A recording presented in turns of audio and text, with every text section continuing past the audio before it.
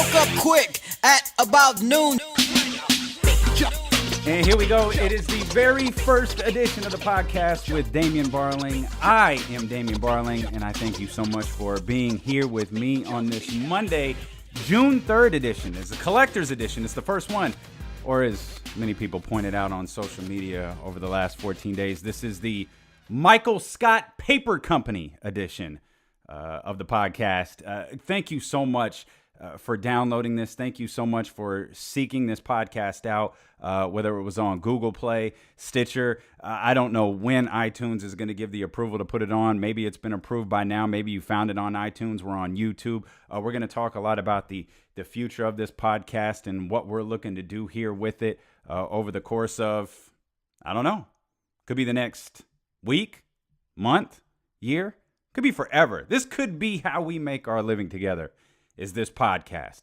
But before we get into all that, we got to talk game 2 of the NBA Finals, the Demarcus Cousins game. Demarcus Cousins right now, Warriors win, front runner for the NBA Finals MVP. Boom. There it is. We'll talk about that. There's a lot of things that happened over the course of the last 14 days in the world of sports that I'm dying to talk about. I promise I won't spend a ton of time on them because I know it's all old news, but as things were happening, I started jotting stuff down like, I need to talk about this, and I need to talk about this. Wait, Rob Pelinka said what? Oh, yeah, I got to jot this down, got to save this, got to talk about that. So we're going to have all of that on the way. Some news out of the hip-hop world. Jay-Z becomes the first billionaire hip-hop artist. So we'll talk about all that. A lot of people have been wondering what this podcast is going to be. Is it going to be along the lines of what Be Conscious was, where it's social initiatives and social justice and race relations and things like that going on in the country? And like, yeah, that's going to be a part of it, but it's going to be a lot of what the radio show was. Like, it's a sports-centered podcast, just like the radio show was. And if there are moments and there are incidents and there are things in the social world that we need to talk about, then we're going to. If there are things in the world of movies or music or pop culture or whatever that we need to talk about, we're going to talk about that too. This is our forum. We can do whatever we want to. We created this podcast. We could do what we want to. We could talk about whatever we want to. I'm thinking Be Conscious might be like a weekly segment we do on the show. If the opportunity presents itself, if there's a topic that needs to be discussed. I know there's a documentary that's airing that a lot of people have been telling me I need to go check out. The name is escaping me. What they think of us or something like that. I know I've gotten reference to it a whole bunch of times. So I'm going to go check that out, and I'm sure those conversations will work their way in. But the idea of the podcast with Damien Barling is just to replace the 3 hours that I was on the radio. That's why I'm dropping it at 12 o'clock. I know there's an audience out there, and I really didn't know what I was going to do once the radio show ended. But the response in the following days was enough to make me think, you know, there are some people out there who really dig what we were doing. Why not keep it going? And we could keep it going in a different form. So knowing what we got ahead with Demarcus Cousins and the Golden State Warriors and the NBA Finals and all that good stuff, I want to take the time to thank everyone, and I promise I won't spend a ton of time doing this. A lot of people reached out over the course of the last 14 days, and I can't express to you how grateful I am for that. We knew we built something special. The numbers showed it. Every measurable showed that we had built something special. And I was devastated when I was told it was over. And to know how many of you were upset as well, we really appreciate that. I really appreciate that. I thank you for reaching out.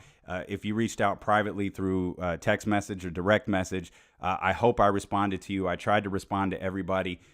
And if I didn't, this is my response to you. Thank you so much. I'm going to be really active on all of the social media platforms, including Twitter, Instagram, Facebook. I'm going to be really active on YouTube as well. We're going to do a lot of fun stuff over on my new YouTube channel, so you can go check that out. But again, thank you so much for the love and support that you have shown over the last 14 days. And more importantly, over the last 3 years, you helped us build the highest rated sports radio show, not just at the station I was on, but in the city of Sacramento as well for the better part of the last 3 years. So I am really, really appreciative of that. A couple of other quick thank yous that I want to throw out before we dig into the NBA Finals. A couple of guys who reached out in the days following the show being canceled, Mark Kreidler and Whitey Gleason. I don't think I've never met those guys.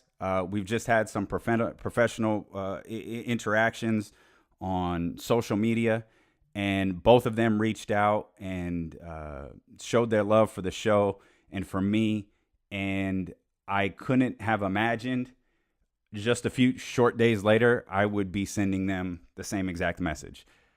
Mark and Whitey are two pros who have been staples in this market for a very, very long time. And I'm sad to see that they're off the radio. And I'm really sad about the current state of sports radio in the city of Sacramento. I don't know if I'm a part of future plans for either one of the stations, but I certainly hope that there is change coming, because I've been in radio a long time.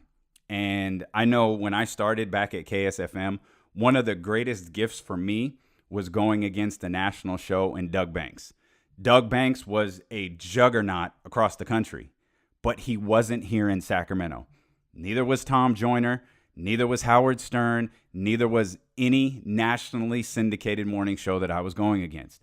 And I've noticed in my time here, Sacramento doesn't dig national shows, whether it's on the AM side, whether it's on the FM side, whether it's on the music side, or whether it's on the sports talk side. I can't so much speak for news, but I know for sports talk, it doesn't click. And I know for music playing radio, it doesn't click. So I hope the state of Sacramento sports talk radio changes very soon, whether I'm a part of those plans or not. And if I'm not, that's okay, because we've got this podcast. And if you're listening, this is your podcast. This is our podcast. We're going to do this together. A couple other people I want to thank as well. Deuce and Mo. Those guys are incredible, and they sent an amazing blueprint for what to do when you get handed lemons. And I'm not going to use the cheesy lemonade line, but those guys have succeeded in such major ways since they were so ridiculously taken off the radio many years ago. And I posted a picture. I can't tell you like my own personal disappointment. I posted this picture. If you had a chance to see it on social media, it was me sitting at a desk with a checklist. And I'll describe how that picture came to be, but I was so disappointed in how no one got what it was. Like 2 people, I think, got the reference that I was making with that list. And that's going to play a part in things that happened while I was away that I'll share with you coming up here. So Deuce and Mo, thank you guys. And one more, I guess, quick little shout out to steal a line from my buddy Charles T. Hamilton. And it's not a shout out. It's not a thank you. But it is for my buddy Jason Ross. And Jason and I still talk, virtually every day. And I'm not going to talk a lot about what, happened just because there's no reason to. There's no really cool story to give you.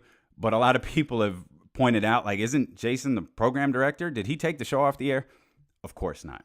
Jason was not sitting in a meeting going, it would be a great idea. Let's take our most popular show off the radio. That's not what happened. But for J. Ross, if you were a regular listener of The Lowdown, you heard us mention Aunt Leah on a number of occasions.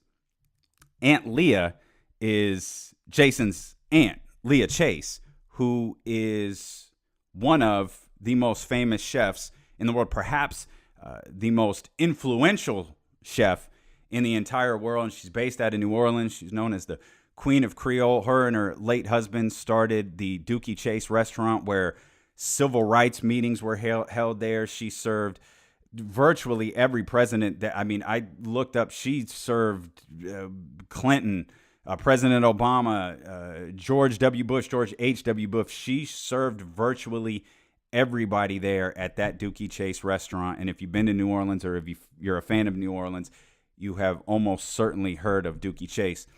And on my birthday last summer, J. Ross had Aunt Leah record a special message for me, because I was familiar with her because of the civil rights movement. She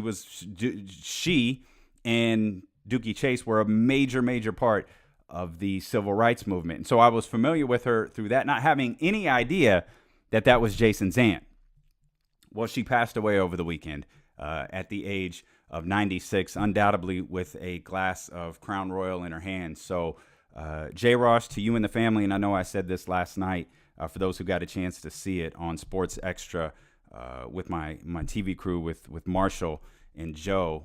And that's over on my Instagram page, by the way, if you want to see that entire 7-minute clip.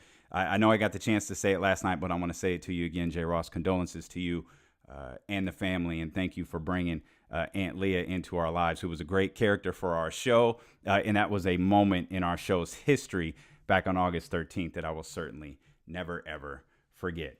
I hate that I don't get to be with J. Ross every day. I hate what happened, but it did, and that means it was supposed to be. It was supposed to happen. So here we are with the very creatively titled The Podcast with Damien Barling. And as I said, a lot of people have asked what this is going to be. Well, it's just going to replace the radio show we used to do. Every weekday, Monday through Friday, 12 o'clock, it's going to post. You can text the show, 916-888-5898. I love the number 8. And I thought, man, this is our number here.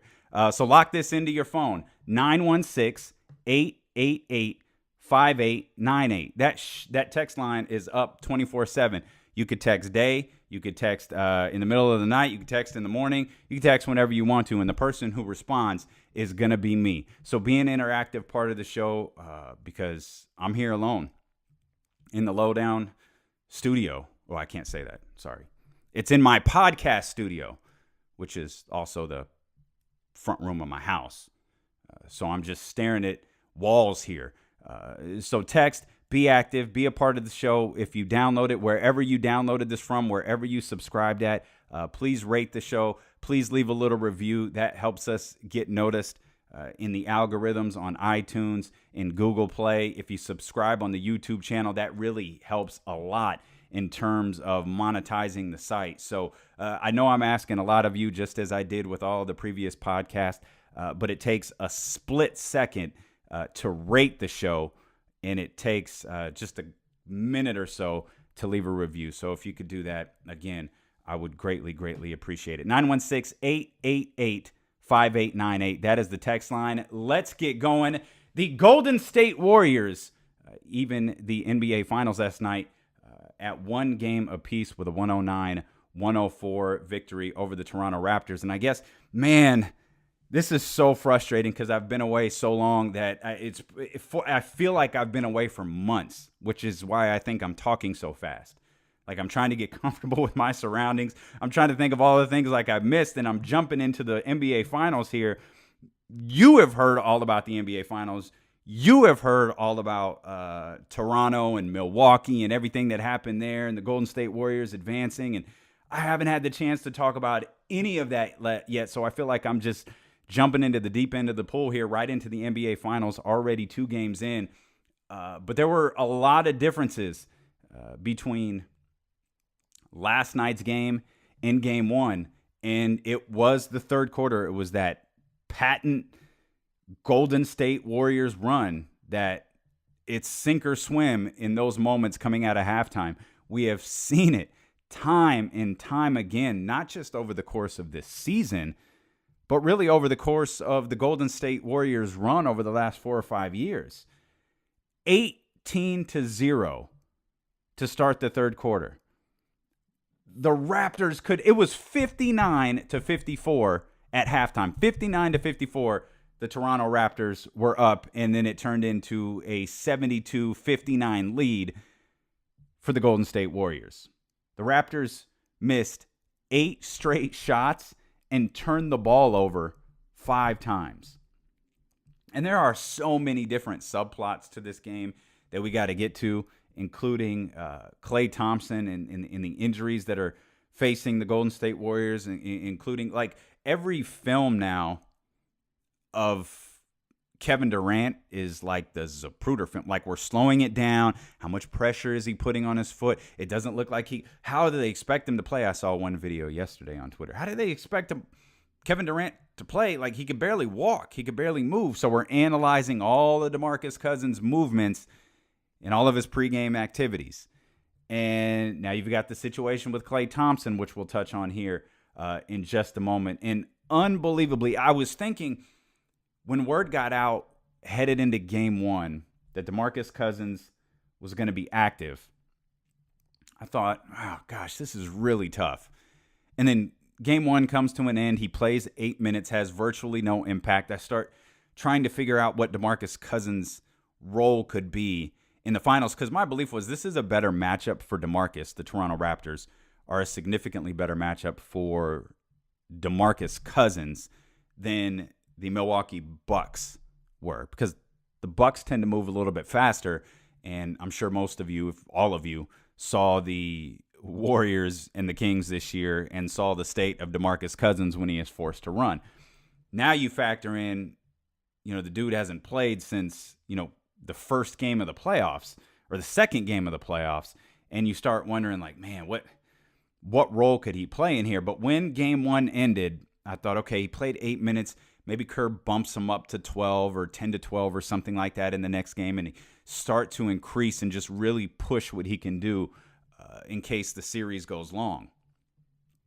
But I thought Demarcus Cousins is going to have a moment in this series that we remember. Whether it's a block, whether it's a basket, whether it's a technical foul, whether it's a dunk, whether it's whatever, he's going to have a moment that we remember. Coming out of that first game, I had no idea that we would have a Demarcus Cousins game. And that's what we had. We had a Demarcus Cousins game. Like, this was the DMC game. And to play 8 minutes in game one and 27 and a half in game two, that is ridiculously impressive. I can't imagine how winded he was. I can't imagine how gassed he was. And more importantly, I can't imagine how he feels today. How is he going to respond to 27 and a half minutes? Now, what's great for this series is, the structure of the series. There's not another game until Wednesday. So he's got time to rest. He's got time to recover. Hopefully he's not, soreness is one thing. Hopefully he's not in any pain or like great discomfort, because that's the last thing that the Golden State Warriors can afford, because it feels like a whole bunch of their players are in some sort of pain or discomfort. And that includes, now we're monitoring Andre Iguodala. We're monitoring Klay Thompson, who's having an MRI later on today. All eyes are on Kevin Durant and where he's going to be. But what an impressive 28 minutes for Demarcus Cousins. Not a big scoring night. We've seen him score 50 for the Sacramento Kings. We've seen him have big games for the New Orleans Pelicans. We've seen him have big games for the Golden State Warriors. This wasn't that, but we always talk about impact. What is the impact of a player on the court? 3 of 8, whatever. 11 points, that's fine. Those 11 points were impactful. Those 10 rebounds were impactful. Those 6 assists, they were all impactful. Demarcus Cousins made a difference for the Golden State Warriors last night. Draymond Green's leading the way. Draymond Green is leading the way for the Golden State Warriors right now. But Demarcus Cousins, I think Draymond was 1 assist shy of, he would have tied up an NBA record with 4 straight triple-doubles in the NBA playoffs. I don't know how many of you are really into triple-doubles, but some people find that stat impressive, as he had 17, 10, and 9 last night. But a tremendous, to think that DeMarcus started his career with the Golden State Warriors in January 18th. And I recall us looking at, the first batch of DeMarcus Cousins games going, man, their defensive efficiency when he's out there on the floor, it's not good. Their offense tends to slow down a little bit. They're just, I don't know, man. I don't know if this is going to click. And it seemed to have righted itself, wrapping up the regular season and headed into the postseason, where I think the big 4 plus DeMarcus Cousins, the plus minus number, it was somewhere in the vicinity of like a negative 36. And by the time the regular season wrapped up, it was it was a plus number. It wasn't certainly anything as eye-grabbing as a negative 36, but it had gotten back into the plus territory. And then, of course, he gets hurt, thinking that his season is over and his career as a Golden State Warrior is over as well. Neither one seemed to be true. Here's DeMarcus Cousins' postgame yesterday. With God's grace, I'm able to be out here and, play the game that I love. So with that, I've told y'all before, I don't take any of this for granted.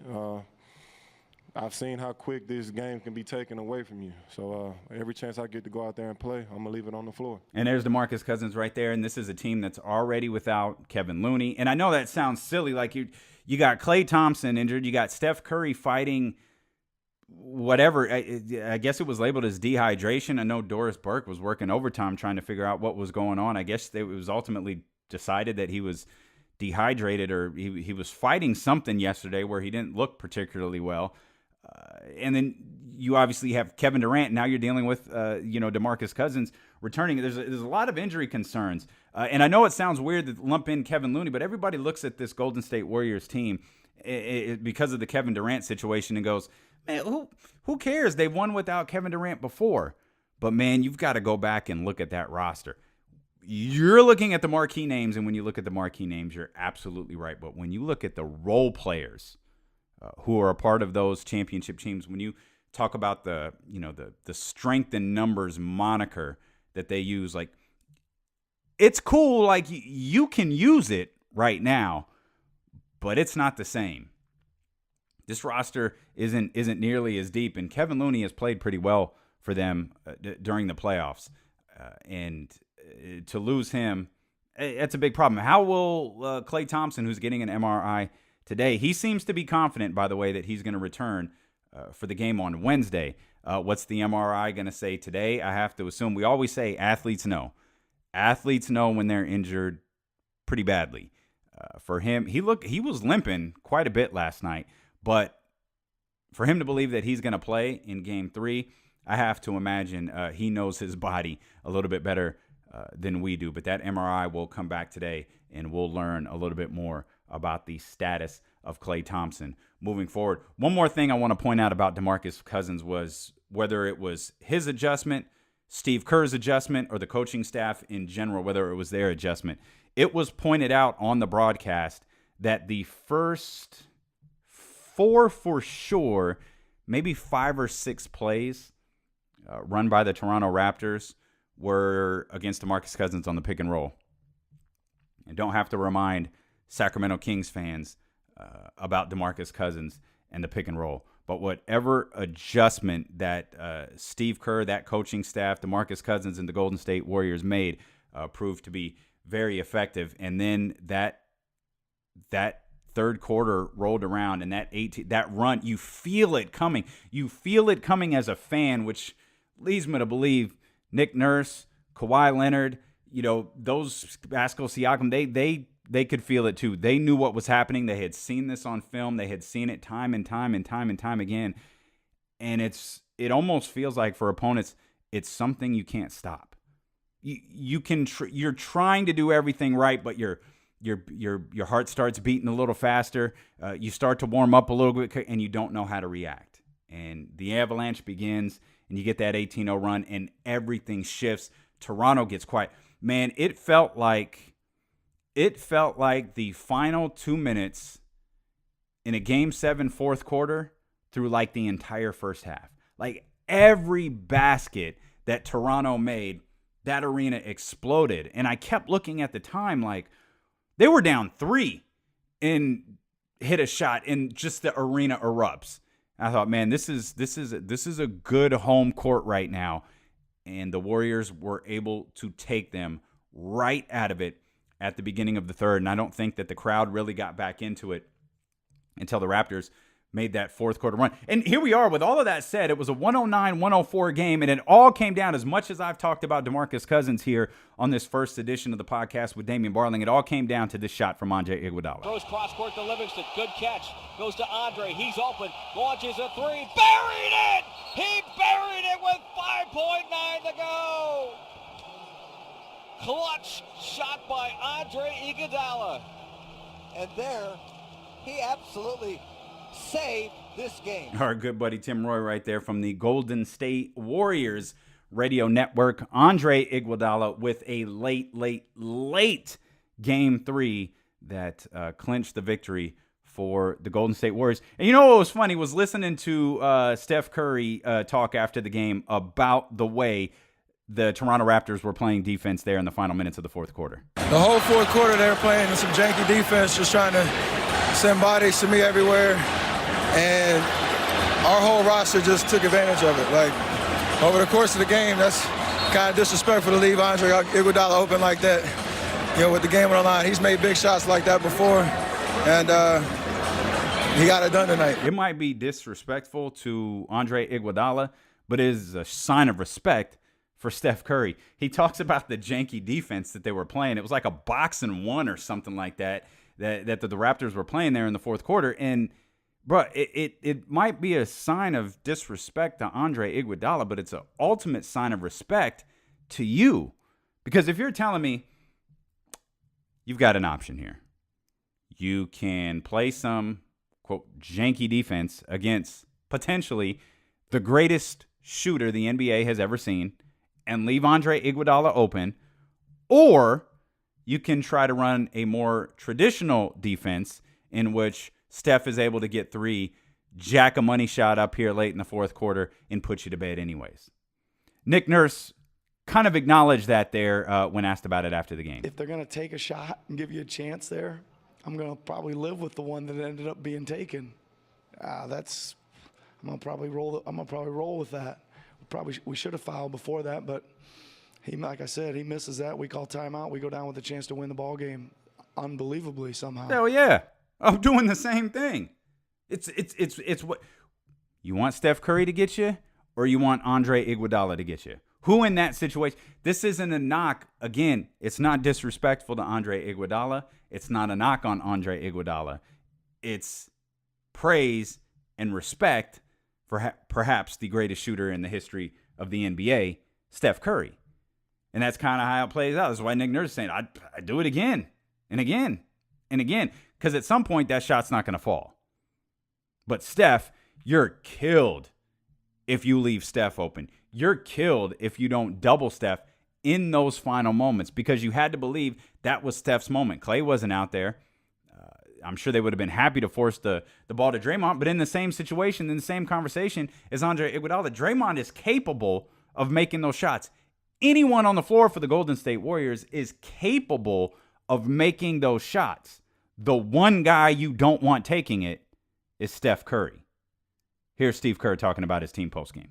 I'm very proud of our team, and in particular, all the guys off the bench. Quinn Cook hit some huge shots, and Bogut came in, gave us big minutes. Jerebko as well. So it's a hell of an effort from the bench. So there you have it. 109-104. The Warriors even the series with the Toronto Raptors in Game 3.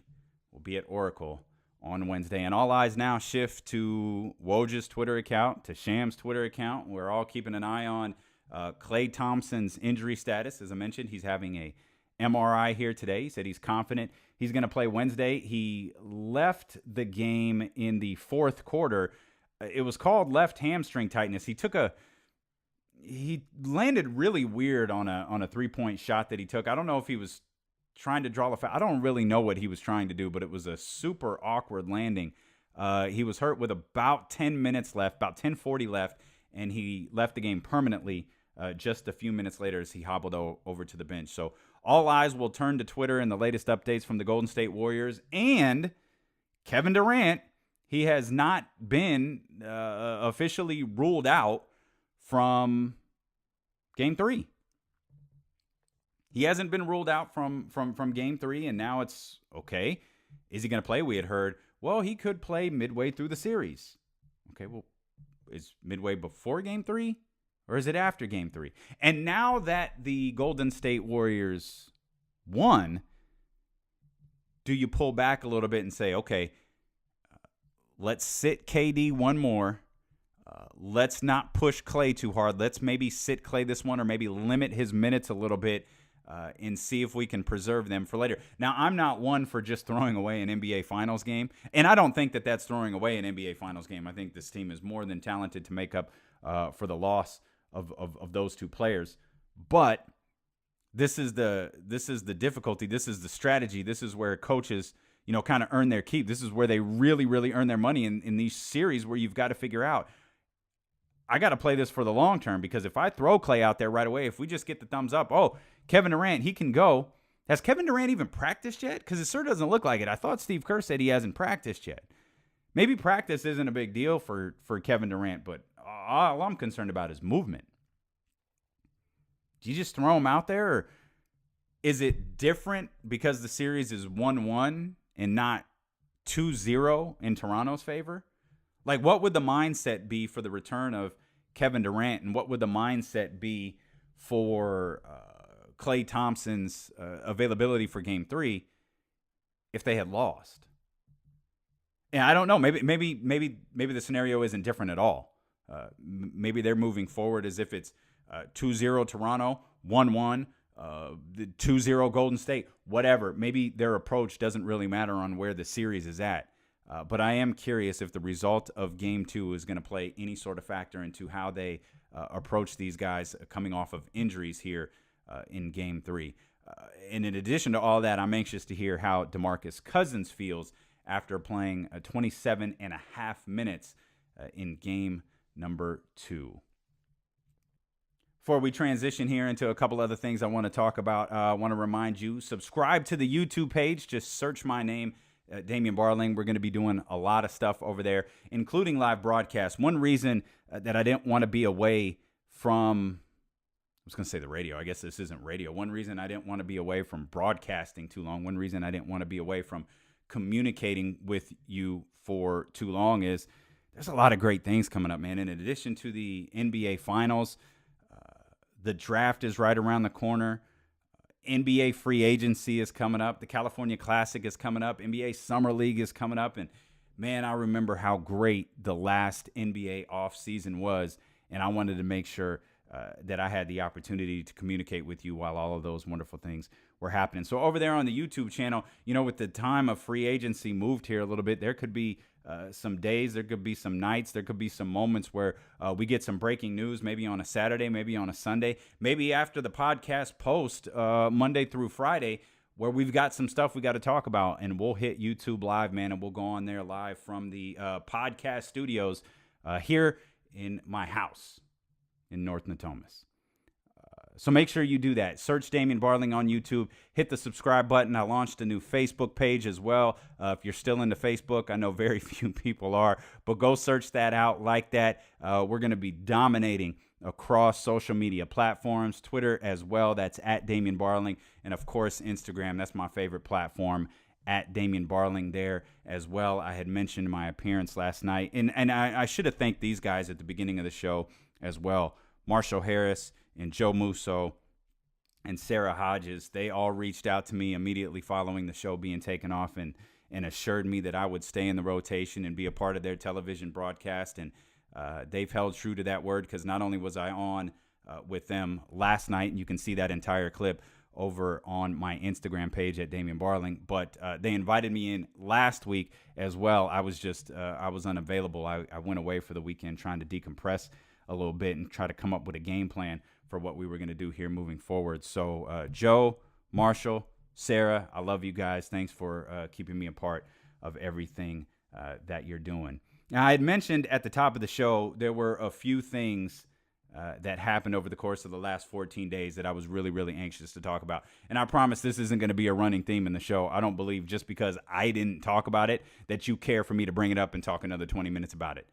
But, man, there's just some things that I couldn't let go. I am proud to say, though, and thankful to say, that all bad takes remain the intellectual property of my former employer. So, for example, if I were to have said, following the Milwaukee Bucks appearance at the Golden One Center, that the Milwaukee Bucks were going to win the NBA Finals, if I had said at any point during the NBA playoffs that the Milwaukee Bucks are going to challenge the Golden State Warriors for the NBA championship, that take no longer belongs to me. That is the intellectual property of my former employer. So as far as I'm concerned, we all collectively have to pretend like I didn't say that. Well, in fact, I didn't say that, because they could sue me if I said that. So that poor take remains their property. The Bucks haven't won a game since our show was taken off the air. Now, I don't think that can't be a coincidence. We left, I think it was 2-0. I think we were getting ready for, I can't remember what game we were getting ready for on that Monday. But I feel like maybe it wasn't 2-0. Maybe it was 2-1. Maybe it was 2-2. Anyway, I don't remember what it was. The last 14 days have been a blur. But I can tell you this. The Bucks haven't won in a long time. And now they're long gone. I don't know what's next for the Milwaukee Bucks. But even though I had kind of turned my brain off from sports a little bit as I was trying to just regather myself a little bit, I was still paying attention to that series. And I couldn't believe that the Bucks just stopped winning. They just stopped putting together meaningful performances. And Game 7, not Game 7, it was Game 6. That was close. But it felt like the Raptors dominated for 4 straight games. Speaking of takes, if you bought in to my Toronto Raptors IPO last year and didn't sell, you're welcome. You're rich today. And if you didn't listen to the lowdown frequently enough to get any of these references, my apologies. I'm going to reference stuff that happened on the radio. And you could best believe the daily references to The Office are going nowhere. We already got our Michael Scott Paper Company reference in for the day. But as I mentioned at the top of the show, man, this is going to be our radio show. Well, I guess this is going to be my radio show moved to a podcast platform. A couple of other things that happened while I was away. The Raiders signed Richie Incognito. Okay. I didn't really think that was a big deal because they've already brought Vontaze Burfict into their locker room. And whatever, dude. Didn't he retire? And didn't he say he was done and he was going to go off and be a better person? And maybe he is a better person. Good for him. But man, Oakland is Gruden's just lining them up. If Vlade's motto here in Sacramento is #character matters, what the hell is Gruden's? Because you brought Burfict and Richie Incognito into your locker room. How do you defend that? I don't even care about Richie Incognito. I think I'm still sour on the Vontaze Burfict thing. That dude is nauseating to watch on the football field. Another Raiders note is they said, and I don't know why they felt the need to say this, but they said, oh, we didn't have any interest in Kyler Murray at the draft. No, stop. Derek Carr's our guy. We didn't have any interest in him. No, that was just smoke screens. Okay. I think I'm starting to like wrestling again, but not WWE wrestling. I had mentioned that social media post I made at the top of the show where if you didn't get a chance to see it, it was a list that kind of had my strategy for approaching today and approaching this podcast and everything I got to do to get here, from sponsors, from checking with Deuce and Mo, and from doing all those, all of the different things that you got to do to get ready for this podcast. And that was a direct recreation of a picture that Cody Rhodes posted after he left the WWE and before he became what I consider to be the biggest star in professional wrestling. I watched All Elite's Double or Nothing event, and I just thought it was fantastic. I thought the event was absolutely incredible, and it was so motivating because if you're not familiar with All Elite Wrestling, and wrestling's going to be a part of the show, by the way. If I'm getting back into wrestling, if I'm getting into AEW, you can bet I'm going to talk about it here on the show. And I watched that event, and I saw the reaction from the crowd, and I saw the response when the former Dean Ambrose came out, Jon Moxley came out, and I saw the trailer that he put out on his social media accounts just a little bit ago, and I found it so motivating. That Cody Rhodes picture was such a source of information because it had opponents that he wanted to work with that he had never been able to work with before. It had companies that he wanted to work with that he had never been able to work with before. And if you're not familiar with Cody Rhodes was just kind of a guy in WWE. I think he was a guy that fans respected and liked, but maybe not one that the company liked or cared about. And to see him leave that company and do what he has done, including launching, obviously with the help of a number of other people, but launching a new professional wrestling organization and getting it a major national television deal is incredible and so motivating. So that picture I posted was a direct recreation of that. And I thought a good handful of people would get it. And maybe they did and they just didn't comment on it. But only like 2 people, I think, picked up on what I did. Because I thought that recreation was brilliant. When I looked at the pictures side by side, I thought, oh, nailed this. This is going to be so dope. And I still think the post is pretty freaking awesome. I was just sad no one got the Cody Rhodes reference. I even tagged Cody Rhodes in it. I was hoping he would like retweet it or something. Why do we do that? Like, why do we want someone to, I don't know why. But I really wanted Cody to see that because I thought it was, and maybe he did. But I found that post super, super motivating. And I tried to recreate that there. But if you're a wrestling fan and you didn't watch Double or Nothing, or you're a WWE fan and you're not familiar with All Elite Wrestling, get familiar, man. It's pretty awesome. While I was away, ESPN turned into the Magic Johnson Network. He went on First Take, spilled all the tea, came back with his buddies Mike Wilbon and Stephen A. Smith, and spilled it all again. Then you had the article come out by ESPN which is interesting because you had ESPN reporters reporting that people within the Lakers organization were saying Magic was lazy, he was disrespectful to employees, he wasn't putting in the work, he was part-time, he wasn't invested. And then you had ESPN television having Magic on the air saying, "Oh, I've got millions of dollars worth of companies, hundreds of $1 million worth of companies. You can't say I'm lazy, and you can't say I'm disrespectful to people. Like, I treat people with respect. Did I tell people their jobs were in danger? Yeah, everybody's jobs were in danger. We've got to get better." That's what he said.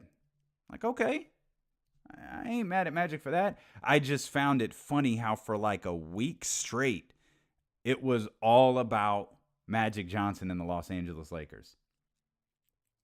The Lakers haven't made the playoffs in 6 years, 7 years, 8 years. They haven't made the playoffs in a long time. And they're relevant because LeBron James. I guess they're relevant because they're the Lakers. But man, did we feed in. They were posting ratings and they were posting First Take ratings. They gave Magic Johnson his own primetime special with Mike Wilbon and Stephen A. Smith and his closest friends at ESPN. And this is the last time I'm going to address it. And then there was this. And I still can't make sense of this one. I remember just a really quick story. There was one time when Kobe, who I worked with for 18 years, was going back to play Madison Square Garden. And he had just seen The Dark Knight. And he's like, "Hey, hook me up with dinner with Heath Ledger," because he got so locked into that role. I want to know how he mentally went there. And so he had dinner with Heath, and he talked about how he locks in for a role, and Kobe used some of that in his game against the Knicks in terms of mental preparation. Okay. That is Lakers general manager Rob Pelinka, former agent for Kobe Bean Bryant, who apparently set up a dinner with Kobe Bryant and the ghost of Heath Ledger. Because you may recall, Heath Ledger passed away before The Dark Knight came out. I really have no commentary for that. I'm just going to leave it there. I felt everybody deserved to hear it. Again, because you probably heard it 2 weeks ago. I haven't had a chance to play it for you. I just really, really need... Here, on a lighter note, here is... Pat. I know this is coming out of nowhere. This is coming completely out of nowhere. But for fun, here's Pat Shurmur, head coach of the New York Giants. There's a lot of similarities, obviously, in their stature, how they handle themselves. Personality-wise, I would say in some ways they're similar. As we get to know Daniel Jones and his personality more, they're very calm in their approach, but they're very fiery under the covers, and I think they're both very fiery about making sure things are done properly. They demand it of themselves, and they demand it of the people around them. Okay, so according to the head coach of the New York Giants, Daniel Jones and Eli Manning are fiery under the covers. Did anybody follow up and ask what he meant by that? Like, I think I know, But I'm not positive. Like, if I said, oh, I know what he meant, I'd just be speculating. I think he meant when you peel back the layers a little bit and you get away from that, the public persona of those guys, they're pretty fiery. I don't know why Pat Shurmur decided to use the term under the covers. Because, yeah. All right, I don't want to think about Eli under the covers. Did you see the picture, by the way, of Daniel Jones and Eli Manning both at OTAs or workouts or whatever they were in their helmets?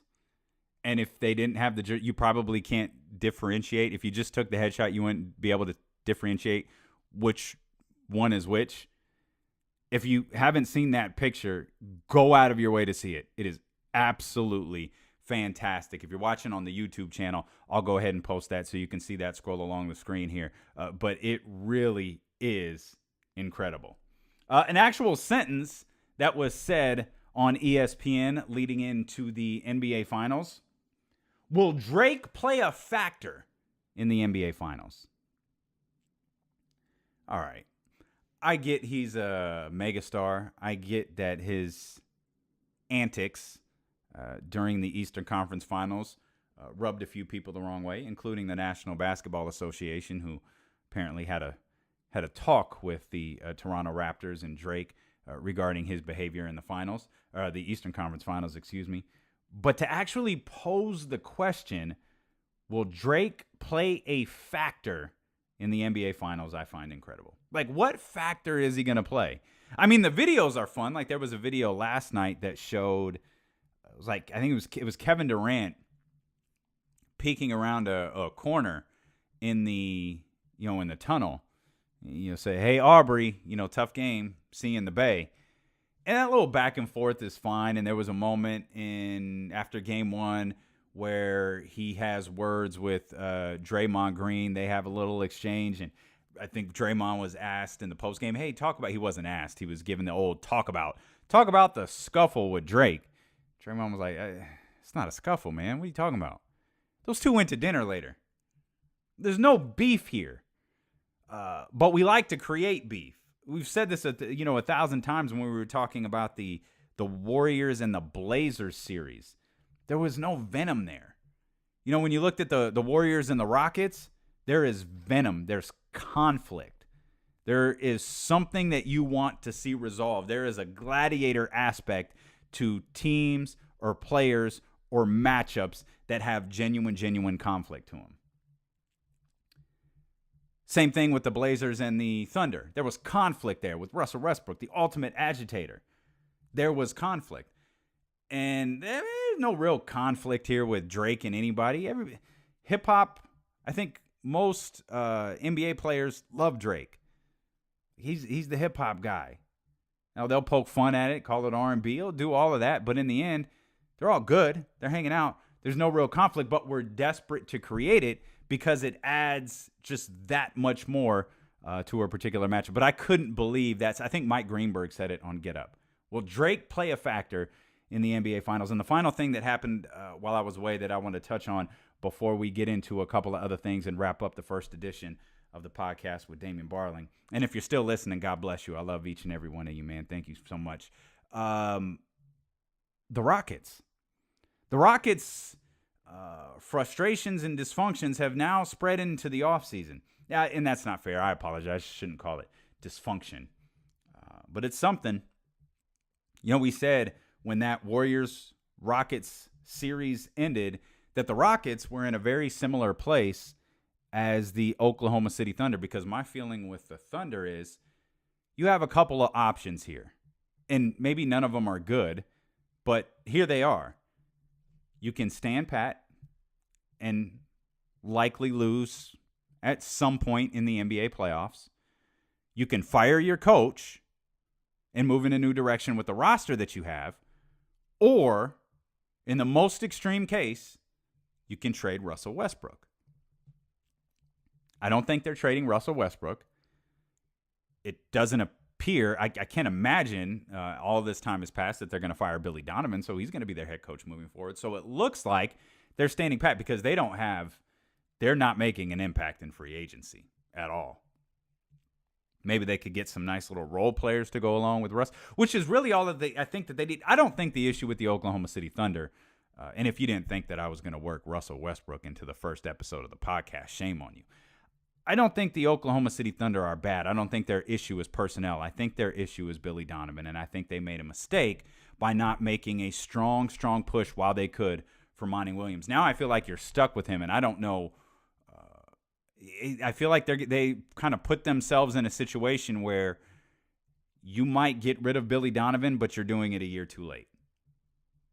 I think that's their issue. The Rockets, they're in the same spot. They're in the same spot because you can keep the roster that you have and lose every year in the playoffs. You can hype yourself up all regular season. You can hype yourself up during the postseason, but inevitably, you're going to run into somebody. And whether it's the Golden State Warriors, whether next year it's the Los Angeles Clippers, or it's somebody else, that team is going to run into somebody that pushes them around enough and puts them in that mind frame where it's like, oh, this is the biggest moment of the biggest game. Oh, yeah, we're just going to fold. Because we've seen it. Love Chris Paul. Chris Paul has no history of winning. I got great respect for Mike D'Antoni. No history of winning in the playoffs. James Harden, same thing. James Harden has never delivered when it matters the most. And don't point out his stats to me in the last game against the Golden State Warriors because most of those stats were meaningless. There was no impact to any baskets that he had in that final game against the Golden State Warriors. So what are they going to do? Well, it appears one thing that they're not going to do is they're not going to extend Mike D'Antoni. The negotiations that he was having with the with the Houston Rockets, I guess if he just decided to call them off, they weren't getting anywhere, allegedly, I guess, and he's just going to coach out the final year of his contract, which is good for no one. Because imagine that the Rockets get off to a start similar to what they did last year. Now, I know how the Rockets' regular season ended, but remember how they started. Would Mike D'Antoni survive that next year with just the rest of the year on his deal? There's no chance. There's no chance he'd survive that. And now there's reports that everybody is on the table. Everybody is tradable. The Rockets are making a strong push to trade Clint Capella. The Rockets would be willing to unload Chris Paul. Of course they'd be willing to unload Chris Paul. Have you seen his contract? Have you seen how much Chris Paul is going to make over the next 3 years? Now, Chris is still a very, very good basketball player. But this Rockets team, as constructed and coached as they are, they're not going to win. So why I think Daryl Morey is sort of comedy. Dude, Daryl Morey posting the Rockets record against the Warriors and then posting the rest of the NBA's record against the Warriors in the playoffs was one of the most absurd tweets. And that's saying a lot. When you talk about stupid tweets in the history of NBA Twitter, man, that one is sky high. That might be the worst tweet by a general manager in history. That was a bad one. Like, what point? And it was still a losing record. Like, what point are you trying to make with this? But that's where the Rockets are. And truthfully, I can't fault them in this case because they've got to do something. They're not going to win as constructed. They're not. So is the answer getting rid of Chris Paul? One, good luck with that. Is it getting rid of Clint Capella? I don't know, I guess. If you're still gearing up for the Golden State Warriors, perhaps getting rid of Clint Capella is the way to go. But are the Golden State Warriors going to be different next year? Like, I keep hearing people saying, and this is what ultimately I think Daryl Morey is going to do. He's going to wait to see what happens with Kevin Durant. Does Kevin Durant stick around, which it doesn't feel like anybody thinks he's going to, or does he stay with the Golden State Warriors? Or does he sign with someone else? Excuse me. Does he stick around and stay with the Golden State Warriors, or does he go to New York? Does he go to Los Angeles? Does he come to Sacramento? As the champ Christopher Loud would absolutely vehemently tell you, Kevin Durant is coming to play in the city of Sacramento. And why not? You don't even have to move. We'll just send a car for you. But I think that's what the Rockets are going to do. They're going to wait to see what Kevin Durant does, and then when free agency gets here, suddenly that trade market is going to explode for them, and you're going to hear Clint Capella's name. You're going to hear Chris Paul. You always look at a contract and go, man, that's untradeable. Like, how are you going to trade Chris Paul, and how are you going to trade that contract? And then I always go back to Joe Johnson. Joe Johnson signed one of the biggest deals, at the time, the biggest deal in NBA history, and he was traded with many years left on that deal. If that contract can be moved, any contract can be moved. Timofey Mozgov was traded. Think about the contract that he had. He was able to be moved. Chris Paul could be traded. It would be a team with some sizable onions that would make a move for him. But Chris Paul absolutely is tradable despite how bad that contract is. Got a couple of other things. And I don't even know. That's not fair. I don't even know that it's a bad contract. I know Chris Paul. I think the only issue with it is Chris Paul's age and his durability is constantly going to be a question. And as much as people understandably don't like him, he's still a team leader. He's still an asset on the floor. He's one of the best defending point guards in the NBA for now, and he's got some of the best court vision in terms of point guards in the NBA for now. How does that play out in 2 years or 3 years? I don't know. That remains to be seen. Again, appreciate you tuning in here to the very first edition of the podcast with Damien Barling. A couple other things I want to touch on. I want to remind you can connect with the show. Damien Barling at me.com. That's my email address. It's going to come here right to my phone. And you can text the show anytime, day or night. 916-888-5898. Again, that's 916-888-5898. And if you're listening to the show, if you could just shoot me a text that you listened, that you dug it, that you didn't dig it, just shoot me a message and let me know you're out there, man. I would greatly appreciate it. Also, if you could subscribe to the YouTube channel. As I mentioned, we're going to do a lot of fun stuff there. All of the subscribers will be alerted when stuff posts. You'll be alerted when we go live. So subscribe there, and whatever podcast platform you're on, iTunes, Google Play, Stitcher, Spotify, I put this podcast everywhere. So subscribe. Take a split second to rate the show. Just hit that star button there, whatever star value you think this show is worth. And if you have maybe an extra minute or two, review the show as well. So many of you came through in the clutch for the Be Conscious podcast and really helped that thing get noticed. And I am going to continue to do social stuff here as a part of this podcast. We'll do bonus episodes. I'll have bonus interviews with authors, directors, with just people. We're going to set up a phone line here very shortly. It's actually going to be that same number. Once I figure out how to get it to record here into the system, we'll be good to go. So make sure you jot that away. And again, if you have a moment to just send a text that you were listening and sign your name to it, because I can program you. Unlike the previous text line I had, I can program you into the phone and can address you by name here when we're on the air. 916-888-5898. There was a boxing match. There was a fight. There was an ass whooping. Let's just call it what it is. Some dude named Andy Ruiz Jr. Now, I know who Anthony Joshua is. I'm following the storylines here in the heavyweight division. I'm following the storylines in boxing. I don't know who Andy Ruiz is. I know that this was a massive upset. I heard people referencing this upset in the same vein as Buster Douglas and Mike Tyson, and that immediately gave me pause. Like, stop. You can't. And then I looked up the odds. He was an 11-1 underdog. That's huge. Like, that's a massive underdog. Buster Douglas was like, what was it, 42-1? Don't compare the two. It's not even close. And you can't compare boxing today to boxing to then. Now, boxing's not dead. I know I've been hard on boxing over the last 3 years because I constantly fall into this thing like it's corrupt. Like, how do you take any of this seriously? But there were 20,000 people in Madison Square Garden. And this was one of those social media moments that was really, really good for a sport. But now what? Like, who tuned in to see Buster Douglas and Evander Holyfield? Like, does anybody remember that fight? I know I'm talking to an older crowd here, but does anybody remember Buster Douglas and Evander Holyfield? Does anybody remember how fat Buster Douglas was when he went into that fight and got knocked out? I think it was in the 3rd round. Now, the good news is Andy Ruiz is already fat and out of shape. And he even acknowledges, hey, I'm the heavyweight champion of the world. I can get in shape now. Oh, man, that's funny.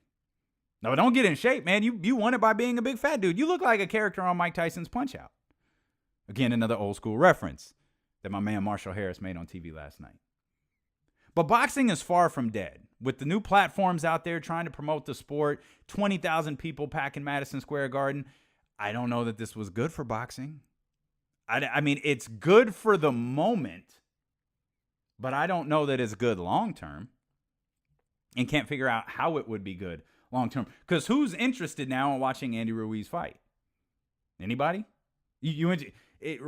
Ruiz and Wilder, is that like, you paying $100 for that? Or $50? Or however much it costs to watch fights now? I guess boxing on pay-per-view is kind of dead. They've got their own networks now, which is a pretty dope idea. I actually dig that. But yeah, that was the talk of the social media world here. Andy Ruiz knocking out Anthony Joshua. And man, he just looked, I mean, he got his ass whooped. It looked fun there for a minute. Like they were trading. I mean, Ruiz took some shots. Was it the 5th round where they were trading knockdowns?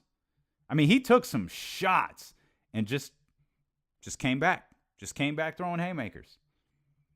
And was able to catch Anthony Joseph and win the heavyweight championship. Man, that's crazy. And I don't even know, like, what, can y'all text me? What heavyweight championship did he win? And how many are there? Like, which one do I need to care about? Do I need to care about all of them? Like, are there 5 or 6, 7 different heavyweight championship belts out there? Could you help me get hip to this? A couple other notes, man, before we get out of here. Terrell Pryor signed with the Jacksonville Jaguars. I only mention that because for some reason I don't want to give up on Terrell Pryor. Like I think his transition from a quarterback to a wide receiver has been fantastic. I thought he had an incredible year with the Cleveland Cavaliers. Sorry, I thought he had an incredible year with the Cleveland Browns, and he probably could have had a great year with the Cavs last year. But I thought he had a great year with the Browns, and I thought it was a bit silly to pass on the multi-year contract extension that he got. But I'm still a believer in Terrell Pryor. I think this is a good pickup for the Jacksonville Jaguars, and I'm anxious to see where this goes. But that young man has got to stay healthy. Jay-Z became the first billionaire hip-hop artist, as announced by Forbes today. I thought that was pretty cool. And they listed kind of where his value is coming from. Man, this is the importance of making your name in an industry and using it to branch out into other industries. Jay-Z, a billionaire, but listen to this breakdown. He's got a champagne that I can't pronounce that nets him about $310 million. His cash and investments, he's got a stake in Uber that's worth $70 million. That totals out to about $220 million. He's got a cognac that's worth $100 million. The Tidal streaming service, I was actually surprised to see this. I didn't think it would be this high, but Tidal nets him about $100 million. Rock Nation, the sports agency, $75 million. His art collection, $70 million, $50 million in real estate. And then his music catalog is worth $75 million. Now, that's impressive. And I'm not going to turn my nose up at $75 million. But think about what you know Jay-Z as and what you know Jay-Z from. You know him from his music. He has spun his worth in the music industry to be able to make $310 million off of shit. Jay-Z makes $410 million on alcohol and $75 million on music. That's incredible. $410 million on alcohol. That's why there was a stretch where he had, you notice I didn't mention Rockaware. He sold that off. I think it was in 2007 or so, maybe a little bit later than that. But he sold that off quite a while ago. But there was a stretch where G-Unit, remember the G-Unit? They had clothing. 50 Cent. I still can't figure out how 50 Cent is bankrupt, because he seemed, at least publicly, to have made some pretty smart investments along the way. But you saw hip-hop artists branching out and creating clotheslines. I think, didn't Jay-Z have the S. Carter for Reebok as well? He's branched out. Man, he has done it perfectly. He is the definition of a mogul. He absolutely is, man. The first billionaire hip-hop artist. That's something, I mean, and I think, Sean P. Diddy, Sean Combs, I think he did a great job of trying to help lead the way. Maybe he just hasn't done it as well as Jay-Z has, or he just has. I mean, Ciroc is a monster, right? Like, I can't be the only one drinking it.